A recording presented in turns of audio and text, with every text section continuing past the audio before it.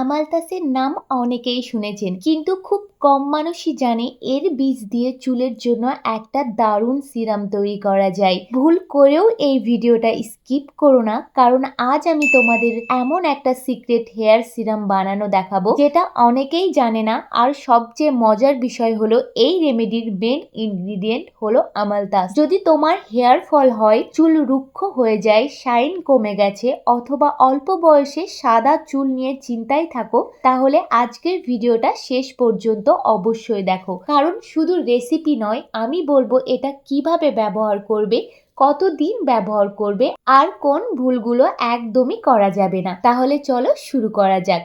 প্রথমে আমাদের লাগবে একটা পাকা আমালতাস। এটাকে ভেঙে ভেতরের বীজগুলো বের করে নাও। এখন একটা পাত্রে নাও 1 চামচ আমালতাসের বীজ। আমালতাসে এমন কিছু প্রাকৃতিক উপাদান রয়েছে যা মাথার ত্বকের যত্ন নিতে সাহায্য করে।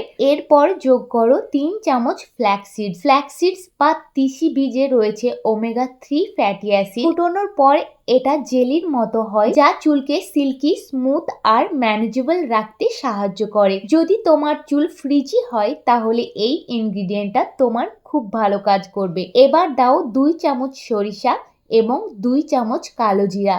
সরিষা চুলকে ন্যারিশ করতে সাহায্য করে, আর কালো জিরা বহু বছর ধরে হেয়ার কেয়ারে ব্যবহার হয়ে আসছে। এটা স্ক্যাল্পের যত্ন নিতে এবং হেয়ার ফল কমাতে সাহায্য করে। এখন সব উপকরণের সাথে 1 কাপ ফিল্টার ওয়াটার মিশিয়ে মিডিয়াম ফ্লেমে ফুটতে দাও।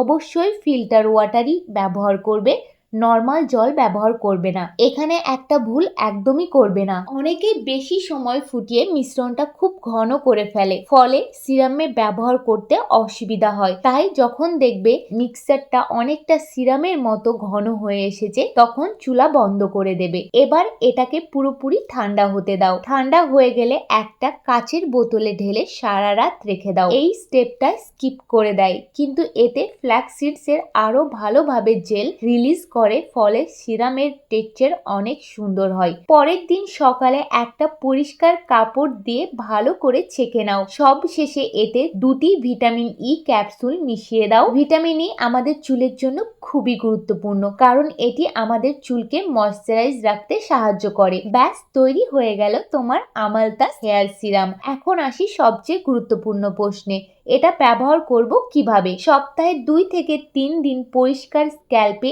এই সিরামটা লাগিয়ে 2 থেকে 3 মিনিট হালকা হাতে মাসাজ করবে। তারপর অন্তত 2 থেকে 3 ঘন্টা, চাইলে সারা রাত রেখে পরের দিন শ্যাম্পু করে নিতে পারো। একদিন ব্যবহার করেই মিরাক্কেল আশা করবে না। যে কোনো ন্যাচারাল রেমেডির মতো এটাও নিয়মিত ব্যবহার করতে হবে। কয়েক সপ্তাহ ধরে ব্যবহার করলে চুলের টেক্সচার, সফটনেস আর ন্যাচারাল শাইনের পরিবর্তন লক্ষ্য করবে। আর একটা কথা, যদি তোমার স্ক্যাল্পে অ্যালার্জি, ইনফেকশন বা কোনো সমস্যা থাকে, তাহলে আগে প্যাচ টেস্ট করে নিও। কোনো ইরিটেশন হলে বন্ধ করে দাও। এখন তোমাদের কাছে একটা ছোট্ট প্রশ্ন, তোমাদের সবচেয়ে বড় হেয়ার প্রবলেম কি? হেয়ার ফল, হোয়াইট হেয়ার, নাকি হেয়ার গ্রোথ? কমেন্টে শুধু একটা শব্দ লিখে জানাও, আমি সেই সমস্যা নিয়ে আলাদা ভিডিও বানাবো। যদি ভিডিওটা ভালো লেগে থাকে, তাহলে একটা লাইক করে দিও, চ্যানেলটা সাবস্ক্রাইব করতে ভুলো না, আর ভিডিও শেয়ার করে রাখো, কারণ পরে খুঁজতে গেলে হয়তো আর খুঁজে পাবে না। আবারও দেখা হবে নতুন কোনো ন্যাচারাল রেমেডি নিয়ে। ধন্যবাদ।